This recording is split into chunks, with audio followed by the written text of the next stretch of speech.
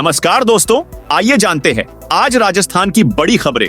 आज की पहली खबर है कि राजस्थान में फिर महंगा हुआ कॉमर्शियल सिलेंडर। कंपनियों ने कॉमर्शियल उपयोग के सिलेंडर की कीमतों में इजाफा किया है। हालांकि कंपनियों ने घरेलू उपयोग के सिलेंडर की कीमतों में कोई बदलाव नहीं किया है। कंपनियों की ओर से जारी रेट लिस्ट में आज से राजस्थान में 19 किलोग्राम वाले कॉमर्शियल गैस सिलेंडर पर 48 रुपए बढ़ाए हैं। इस बढ़ोतरी के बाद आज से कॉमर्शियल गैस सिलेंडर बाजार में 1719 रुपए की जगह 1767 रुपए में मिलेगा।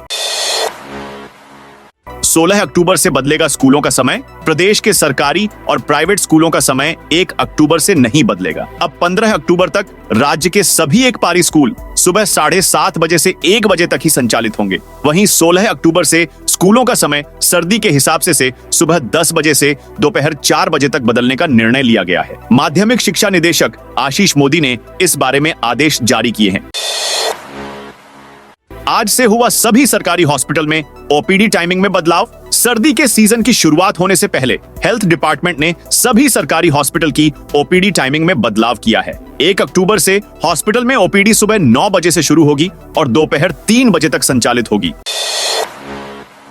भर्ती परीक्षा में अब नहीं काटी जाएगी शर्ट की आस्तीन। राजस्थान में अब सरकारी नौकरी के लिए भर्ती परीक्षा में अभ्यर्थियों को परेशान नहीं होना पड़ेगा। पुरुष और महिला अभ्यर्थियों की पूरी आस्तीन की शर्ट को काटकर आधी आस्तीन का नहीं किया जाएगा। कर्मचारी चयन बोर्ड अध्यक्ष के आलोक राज ने खुद सोशल मीडिया पर इसका जिक्र किया है। आलोक राज ने सोशल मीडिया पर लिखा, अब आपके शर्ट की बाजू आस्तीन नहीं काटी जाए, ऐसा आदेश जारी कर रहे हैं। नोटिफिकेशन शीघ्र ही जारी होगा। पूरी बाजू की शर्ट चलेगी, लेकिन सादा बटन वाली। जहाजपुर में बाजार बंद, महापड़ाव शुरू। जल झूलनी एकदशी पर भीलवाड़ा जिले के जहाजपुर कस्बे में जुलूस पर हुए पथराव के विरोध में मंगलवार को महापड़ाव शुरू हो गया है। आरोपियों के खिलाफ सख्त कार्रवाई समेत 12 मांगों को लेकर विधायक गोपीचंद मीणा और हिंदू संगठन के लोग धरने पर पहुंचना शुरू हो गए हैं। दोपहर करीब 12 बजे लोग कल्याण जी मंदिर में दर्शन कर जहाजपुर बस स्टैंड पहुंचे। इसके बाद यहां एकत्रित हुई भीड़ ने भजन करना शुरू कर दिए। इधर भीड़ को देखते हुए मौके पर करीब 400 पुलिस कर्मियों का जाप्ता तैनात किया गया है। अलग अलग मांगों को लेकर जहाजपुर तहसील के सभी व्यापारी संघ ने विरोध में आज दुकानें बंद रखी हैं। गरबा पंडाल में आधार कार्ड के बिना नहीं मिलेगी एंट्री। भीलवाड़ा शहर में सांप्रदायिक तनाव की बढ़ती घटनाओं को देखते हुए हिंदू संगठनों ने गरबा रास में आधार कार्ड को अनिवार्य कर दिया है। इसके तहत नवरात्रि में होने वाले सभी गरबा पंडाल में गैर हिंदुओं का प्रवेश पूर्णतः निषेध होगा। विश्व हिंदू परिषद और बजरंग दल द्वारा भीलवाड़ा में गरबा आयोजन कराने वाली समितियों के साथ हरिसेवा धाम में बैठक का आयोजन किया, जिसमें सर्वसम्मति से यह निर्णय लिए गए। उदयपुर में आदमखोर लेपर्ड को गोली मारने के आदेश। उदयपुर के गोगुंदा थाना इलाके में एक और महिला लेपर्ड का शिकार हो गई। मंगलवार सुबह हुए इस हमले में महिला की मौके पर ही मौत हो गई। महिला की गर्दन को जबड़े में दबाकर भागते लेपर्ड को ग्रामीणों ने शोर मचाकर भगाया। इससे पहले सोमवार को इसी थाना क्षेत्र में एक पुजारी को भी लेपर्ड ने मार डाला था। अब लेपर्ड को देखते ही गोली मारने के आदेश जारी दिए गए हैं। बीते 12 दिन में हुए अलग अलग हमलों में 8 लोगों की मौत हो चुकी है। वन विभाग ने इस दौरान पिंजरे लगाकर 4 लेपर्ड को पकड़ा भी है, लेकिन हमले रुक नहीं रहे हैं। नवरात्रि पर आमेर महल में बंद रहेगी हाथी सवारी। जयपुर के आमेर महल में शारदीय नवरात्रि मेले की तैयारियां शुरू हो गई हैं। लोगों को परेशानी न हो, इसके लिए आमेर महल प्रशासन ने अभी से प्लानिंग कर ली है। शारदीय नवरात्र में बढ़ती भीड़ को देखते हुए हाथी की सवारी 2 अक्टूबर से 13 अक्टूबर तक बंद करने का निर्णय लिया गया है। राजकीय संग्रहालय और आमेर महल अधीक्षक की ओर से यह आदेश जारी किए हैं। हाथी की सवारी बंद होने के साथ साथ रात्रिकालीन पर्यटन भी बंद कर दिया गया है।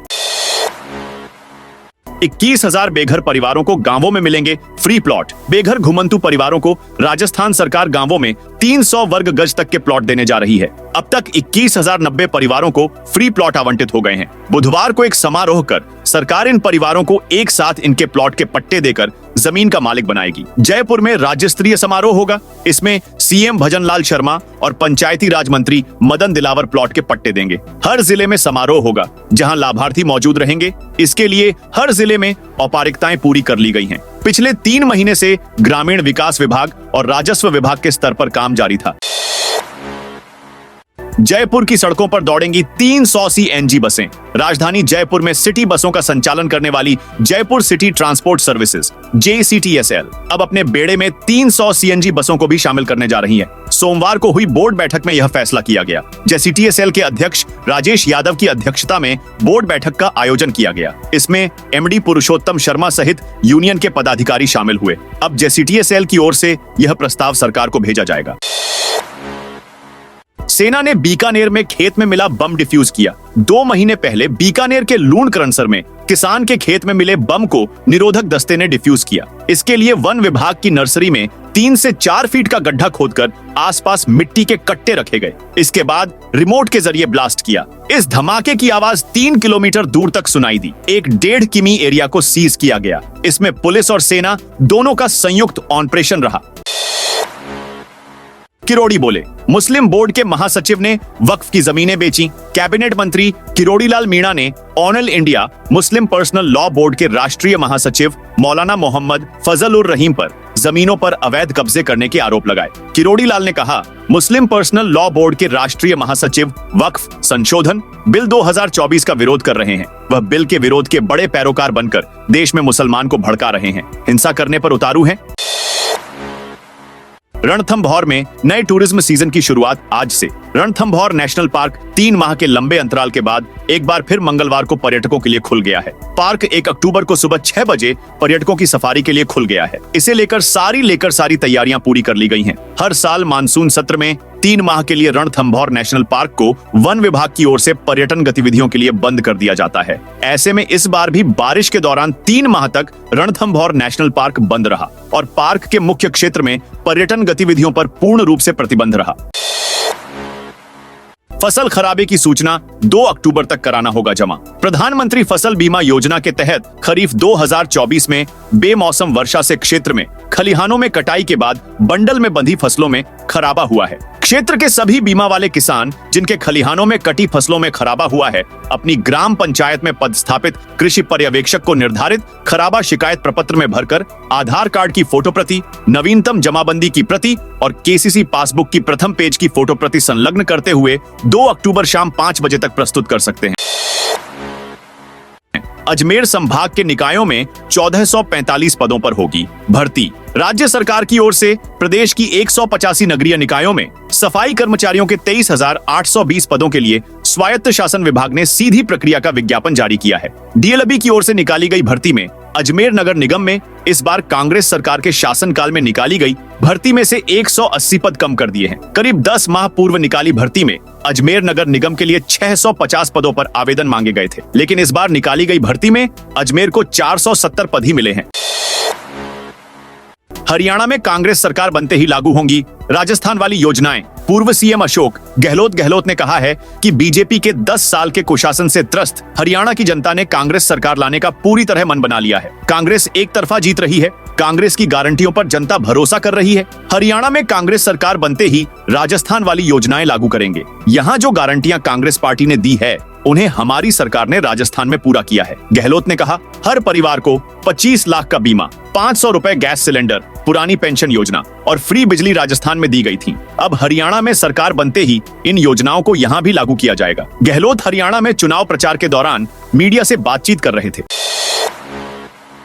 3 दिन में राजस्थान से विदा होगा मानसून। राजस्थान में मानसून सीजन कल खत्म हो गया। मानसून अब भी प्रदेश के कुछ हिस्सों पूर्वी राजस्थान में एक्टिव है। इसके अगले 2-3 दिन में विदा होने की संभावना है। मौसम विशेषज्ञों ने राजस्थान में अगले 3-4 दिन मौसम शुष्क रहने की संभावना जताई है। मौसम विशेषज्ञों ने बताया कि राजस्थान के शेष हिस्सों से मानसून की विदाई के लिए परिस्थितियां अनुकूल है। अगले 2-3 दिन में राज्य शेष हिस्से से मानसून की विदाई हो सकती है। राज्य में अगले 4-5 दिन बारिश का कोई अलर्ट नहीं है। हालांकि दक्षिण पूर्वी हिस्से, कोटा उदयपुर संभाग के एरिया, स्थानीय स्तर पर बादल बनने और हल्की बारिश बूंदाबांदी होने की संभावना है।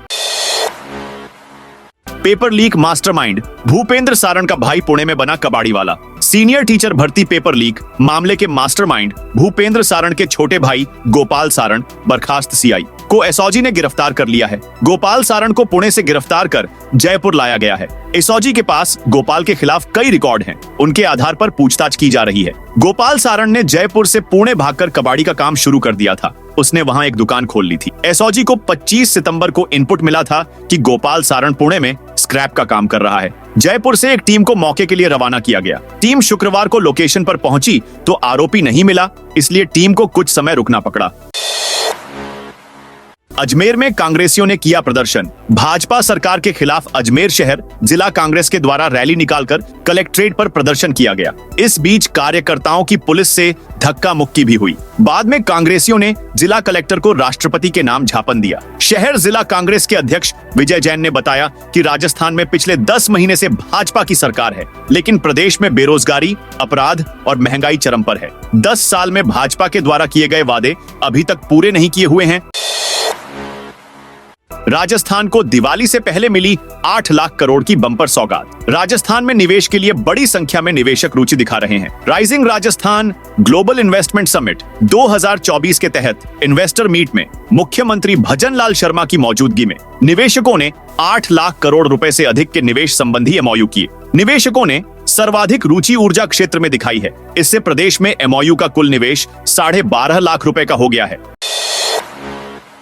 22, 23 व 24 अक्टूबर को राजस्थान सरकार देगी रोडवेज बसों में फ्री सफर की सौगात। राजस्थान सरकार इस माह की 22, 23 व 24 अक्टूबर को रोडवेज बसों में फ्री यात्रा करने की सौगात देगी। इन 3 दिनों में रोडवेज बसों में फ्री यात्रा करने वालों की बल्ले बल्ले होने वाली है। वहीं रोडवेज बस स्टैंडों व बसों में अव्यवस्था बिगड़ने का भी डर बना हुआ है। दरअसल आगामी 22, 23 और 24 अक्टूबर में राजस्थान में राजस्थान कर्मचारी चयन बोर्ड की ओर से समान पात्रता परीक्षा सीटी सीनियर सेकेंडरी स्तर की होने वाली है। इसके लिए कर्मचारी चयन बोर्ड ने बाकायदा परीक्षा कार्यक्रम भी घोषित कर दिया है।